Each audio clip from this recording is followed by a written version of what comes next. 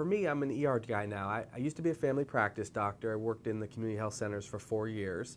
Uh, those days, I was very much kind of a 9 to 5 type guy. I would go into the clinic, see 20 or 30 patients of all different stripes, from young children, newborns, up to 95-year-old people in the countryside. So I had a regular job, and then I was on call almost all the time for the health center as well. So mostly a family doc.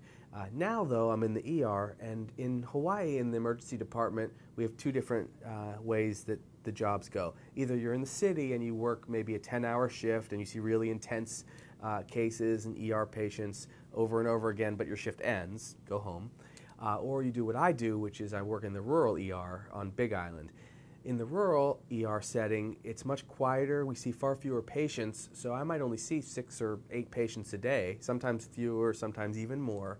But I'll do a long shift, so I'll do like a 3-day shift. This weekend, for instance, I'm working a Friday, Saturday, Sunday shift, so it's 72 hours long, but I'll rest, when there's no patients, and that happens a lot, knock on wood, people aren't sick or don't have big injuries, and then it's a burst of activity, so anything can happen. You could be quiet for 6 hours, and then I had a guy come in, as I was going off for my jog, staying real near the hospital.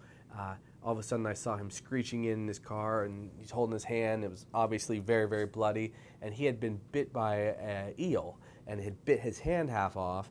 And so you go from just relaxing in your community to an unbelievable injury that required a big surgical procedure from me. So it's really highly variable. Hawaii is interesting in that way, as you can imagine. For those who are listening, you can have a pretty traditional experience in a hospital setting, or you can be out in the countryside and just see a wide variety of health problems. It's an exciting discipline if that's what you're into.